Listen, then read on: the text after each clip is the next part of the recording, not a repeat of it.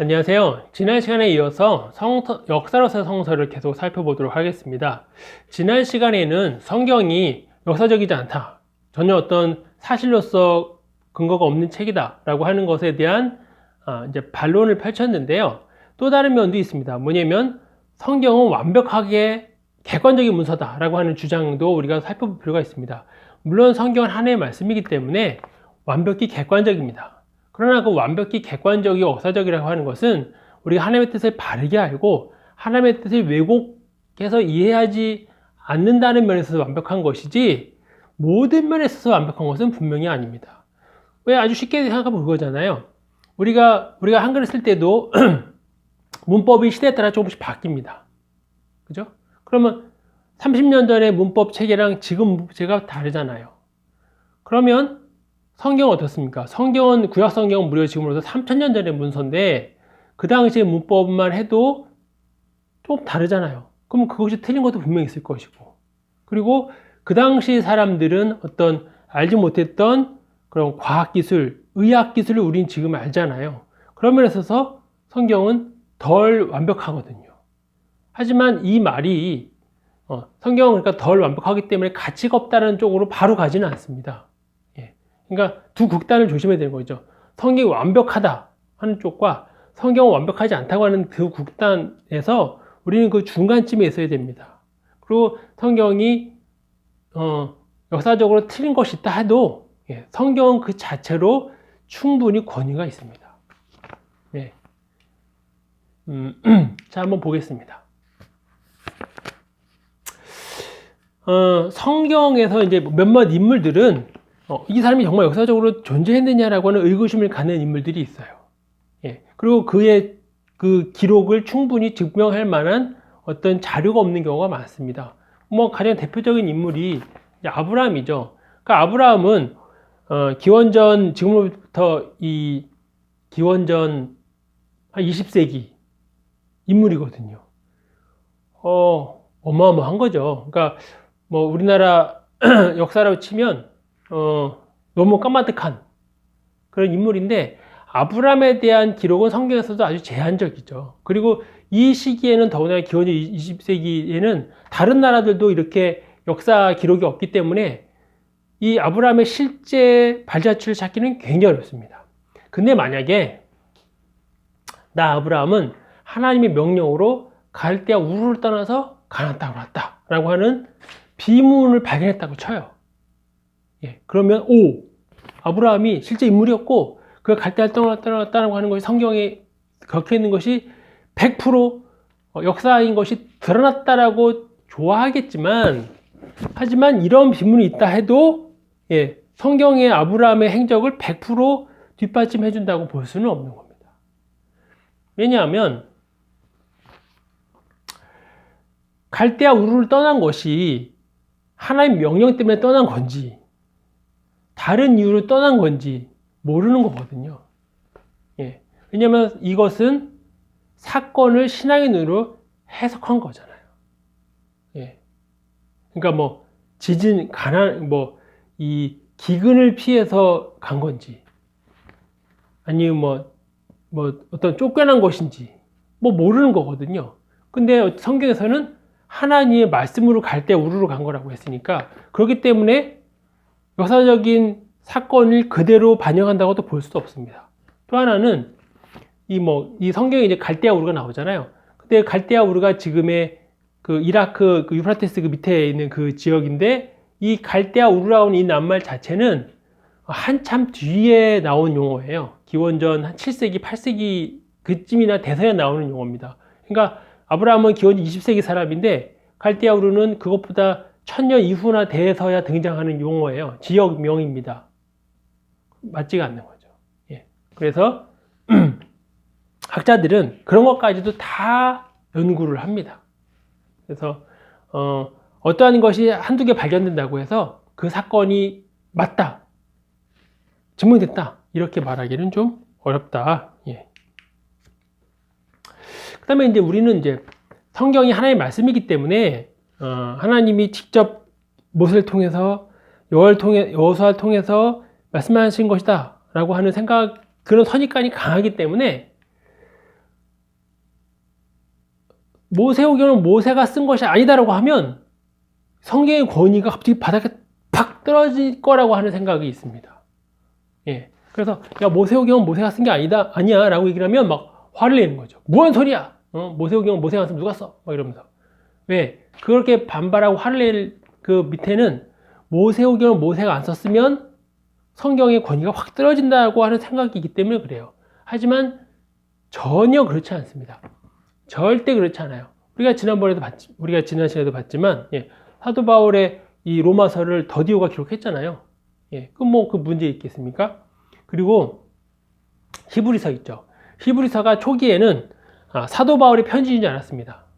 예, 사도 바울이 쓴 걸로 생각했어요. 왜냐하면 히브리서가 사도 바울의 그 문서 사본에 그 사이에 껴 있었기 때문에 사도 바울의 편지에 있는 사본에 껴 있으니까 당연히 히브리서가 사도 바울이 썼을 것이라는 생각을 했는데 학자도 연구를 해보니까 히브리서는 사도 바울의 문체가 많이 다르다는 것이 밝혀집니다. 그래서 지금은 히브리서를 누가 썼느냐 물어보면 어느 이름 모르는 사람이 썼다라고 얘기를 해요. 예. 그러면 히브리서가 사도 바울의 편지를 사람들이 알았을 때는 히브리서가 대단한 성경이었는데 바울이 쓴 게 아니야? 이렇게 되는 순간 히브리서가 성경에서 빠져나갑니까? 전혀 아니거든요. 히브리서는 여전히 성경으로서 대단한 권위를 갖고 있습니다. 왜? 그 내용 자체가 대단하니까. 예. 그리고 자 모세오경은 모세가 쓰고 여호수아서는 여호수아가 썼다. 그게 가장 객관적일 것 같지만 자 그러면 복음서는 왜 예수님이 기록 안 했겠습니까? 예수님이 쓴 것만큼 권위가 있는 게 어디 있어요? 그렇잖아요. 모든 성경이 다 하나님의 말씀이고 하나님이 불러주는 대로 기록했다고 하면 이왕 쓸 거 예수님이 신약 성경 쓰신 게 제일 좋잖아요. 예수님 복음서 이래가지고 나 나사렛 예수가 이것을 쓴다. 난 이렇게 태어났고 이렇게 활동했고 이렇게 말했다. 이것은 믿어라. 이렇게 하면 그것만큼 확실한 게 어디 있겠습니까? 근데 예수님은 단 한 글자도 남기지 않았어요. 복음서는 다 그 제자들 거 아닙니까? 이상하죠? 예. 이왕 하실 거 예수님이 다 썼으면 제일 좋았을 텐데. 근데 왜? 그런 걸로 권위가 생긴 게 아니기 때문이에요. 예. 그리고 자 내가 예수가 이렇게 썼다. 내가 예수인데 내가 이렇게 썼다. 나 3일 만에 부활할 것이다. 뭐 이렇게 썼다고 쳐요. 그게 가장 위대하고 가장 확실할 것 같지만 객관성이 없어요. 예. 객관성에 문제가 생깁니다. 왜? 아니 뭐 예수님이 물론 우리야. 예수님이 하나님의 아들이니까 거짓말 하실 분도 아니고 다 100% 팩트만 쓰셨겠지만 그리스도인이 아닌 사람들은 아니 예수가 자기가 유리한 말로 얼마든지 쓸 수 있는 거 아니에요? 예. 그러니까 예수 자서전이잖아요. 자서전. 그죠? 예수 자서전인데 자서전은 얼마든지 왜곡시킬 수 있거든요. 예. 그러니까 예수님이 직접 쓰지 않은 것이 도리어 예수님의 행적을 더 객관성을 갖고 볼 수 있는 겁니다. 예수님이 썼다고 하면 도리어 더 못 믿는 거죠. 근데 복음서가 왜 역사성을 그만큼 갖고 있느냐? 복음서는 예수님이 쓴 게 아니에요. 그게 제자들이 예수님이 부활 승천한 이후에 쓴 거거든요. 예. 그러니까 예수가 살아 생전에 쓴 것도 아니에요. 이를테면 보실래요? 자, 예수님이 야 내가 죽고 3일 만에 부활할 것이다 라고 얘기를 했습니다. 그리고 그것을 예수님이 한 이야기를 그때의 제자들이 적었어요. 우리 스승님이 3일 만에 부활한다고 했어. 그건 확실해. 라고 적었다가 쳐요. 근데 죽고 난 다음에 부활하지 않았어. 그래도 그 문서 남아있잖아요. 그러면 부활한다고 했다라고 하는 것으로 사람들이 믿을 수도 있는 거예요. 그죠? 근데 복음서는 그게 아니라 예수님이 죽고 3일 만에 부활승천하고 난 다음에 기록한 거니까 한참 그 뒤에 기록한 거니까 그 수십 년 뒤, 몇십 년, 30년, 40년 그 뒤에 기록한 거니까 그것은 그만큼 더 객관성을 갖는 거죠. 예, 훨씬 더 객관성을 갖습니다. 예, 축자 응감설 하나님이 일일이 다 불러써서 이렇게 한 것이다. 그것이 아니라는 거죠. 그것이 아닌 것이 오히려 더 성경의 권위를 부여한다. 예. 예수님이 썼으면 그게 더 문제다. 도리어. 예.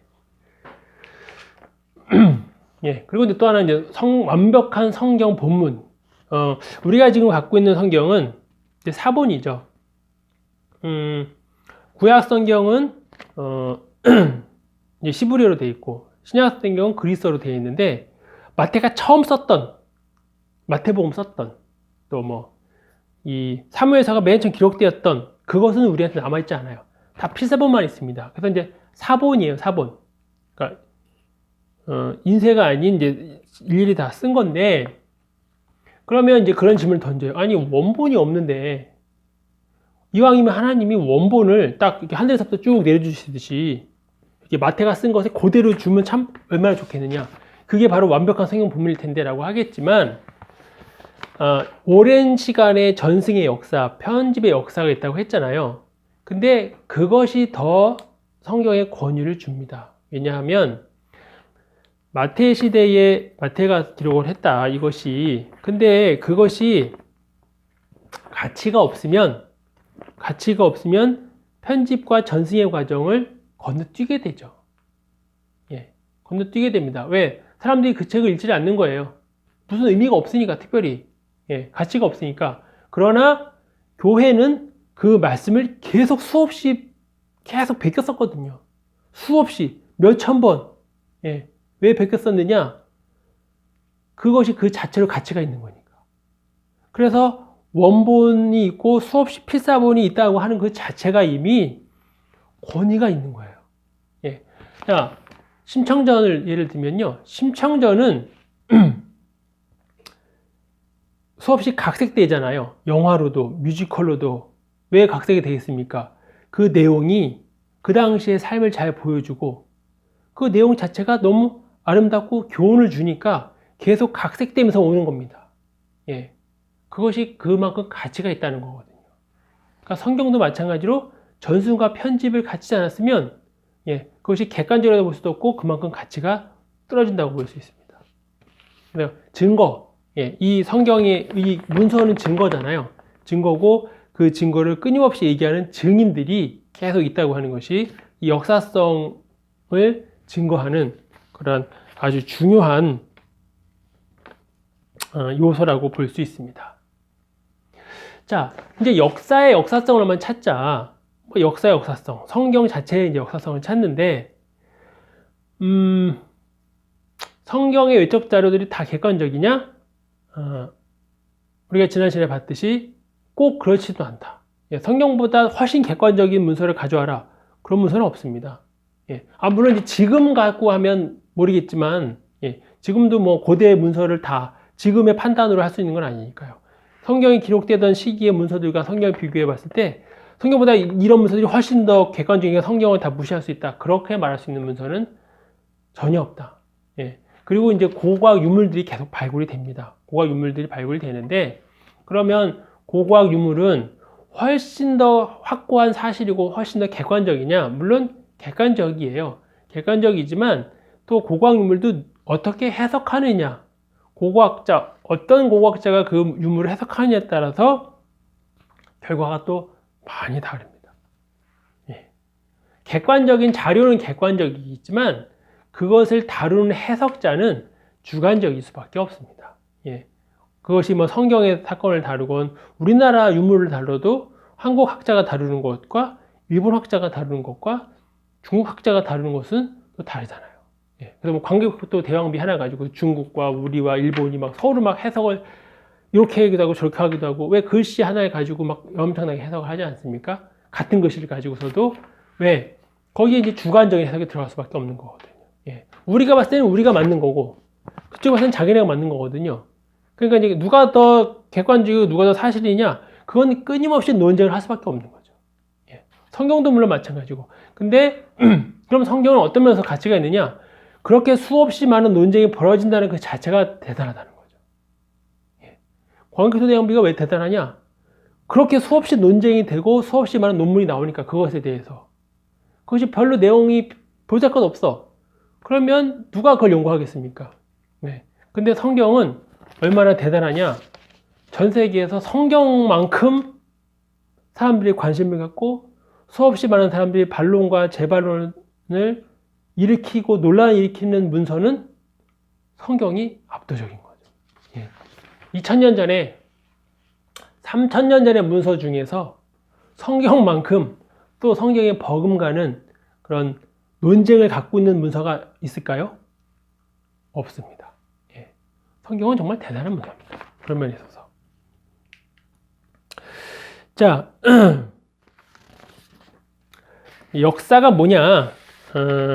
뭐 성경 역사이기 때문에 뭐 검증할 수 없는 이야기들을 많이 합니다. 왜? 과거에 일어나는 거니까. 그러니까 과학은 실험실에서 다시 같은 사건을 계속 실험해 보면서 그것을 데이터를 찾지만 역사는 불가능하잖아요. 예. 천년 전에 일어난 일을 다시 한번 해봐라. 그건 불가능한 거죠. 예. 그래서 검증할 수 없는 이야기를 이야기하고, 그렇지만 그것을 끊임없이 또 다양한 합리적이고 객관적인 방법을 통해서 추론해내고 그것을 서술하는 것이 역사입니다. 예. 그리고 이제 역사는 어차피 과거인데, 예. 검증할 수도 없고 검증되지도 않은 증언을 갖고 결국은 거기에 신뢰를 갖고 이제 풀어나가는 거죠. 의심도 하지만 그러나 거기에 신뢰를 갖고 바라봅니다. 그러니까 문서가 남아있으면 이것은 완벽하게 이 사람이 문서 기록한 대로 다 받아들여야 된다라고 역사가들은 말하지는 않아요. 다 의심을 갑니다. 그것이 누구 문서건 관계없어요. 성경이건 소크라테스가 말이건 플라톤의 말이건 다 의심은 갖습니다. 의심은 갖지만, 의심을 가지고는 하지만, 그러나 거기 자체에 왜? 그 시대에 남아있는 문서니까 그것은 권위는 두면서 의심을 하는 것이죠. 어쨌든 거기에는 신뢰를 분명히 줍니다. 예. 그리고 그러니까 문서로 남아있지 않거나 유물로서 남아있지 않은 어떤 사건들을 재구성한다고 하는 것은 하나의 신기루에 불과하죠. 그러니까 비록 어떤 자료가, 역사 자료가 다른 자료랑 비교했을 때 많이 어긋나거나 좀 어떤 부분에 있어서 모순되는 것이 있다 하더라도 그 자체가 하나의 역사 자료라고 하는 것은 아무도 부인하지는 않습니다. 예. 역사는 결국은 오늘의 눈으로 어제를 바라보는 거죠. 뭐. 예. 그러니까 우리 성경도 오늘의 눈, 우리 그리스도인들이 오늘 우리 사는 이 자체에서 성경을 통해서 다윗 시대, 예수님 시대, 아브라함 시대를 되돌아보는 거잖아요. 그리고 거기에서 교훈을 얻어내는 거죠. 그 역사를 통해서, 성경의 역사를 통해서 우리는 우리의 역사를 계속 살아가고 있습니다. 그런 점에서 성경은 살아있는 역사고, 그죠? 엄청난 권위가 있는 역사고, 하나님의 말씀을 보여주는 역사고, 시대를 초월해서, 문화를 초월해서 하나님의 뜻을 끊임없이 보여주는 하나님의 역사입니다. 그러니까 다윗 이야기를 읽어보면 다윗 시대에 이렇게 살았던 것이 그 시대에만 있는 것이 아니라 뭐 우리가 사는 거 똑같네. 사람은 다 거기니까 다윗이 고통받을 때, 그가 찬양할 때 그 시편에 나와 있는 그런 글을 읽으면서 우리도 같이 어려움을 이겨내기도 하고, 그죠? 하나님께 찬양하기도 하지 않습니까? 그렇게 그것이 가능한 이유는 다윗의 이야기, 다윗의 역사 기록이 전해주는 엄청난 힘이기 때문이에요. 그 역사적 가치가 없으면 다윗의 글을 읽는다 해도 그 무슨 도움이 되겠습니까? 그러나 다윗은 성경을 통해서, 그죠? 성경을 통해서 수많은 역사적인 인물들이 오늘날 우리에게 얘기하고 우리의 발길을 보여주고 하나님의 뜻을 한 번 더 되새겨주는 거죠. 그런 점에 있어서 성경은 당연히 역사입니다. 성경은 하나님의 말씀을 가감없이 우리에게 보여주고, 우리는 그 성경을 통해서 어제의 1000년 전, 3000년 전의 그런 신앙의 선배들의 뒤를 계속 따라가고 있는 것입니다. 오늘은 역사로서의 성서를 또 살펴봤습니다. 다음 시간에 또 뵙겠습니다. 감사합니다.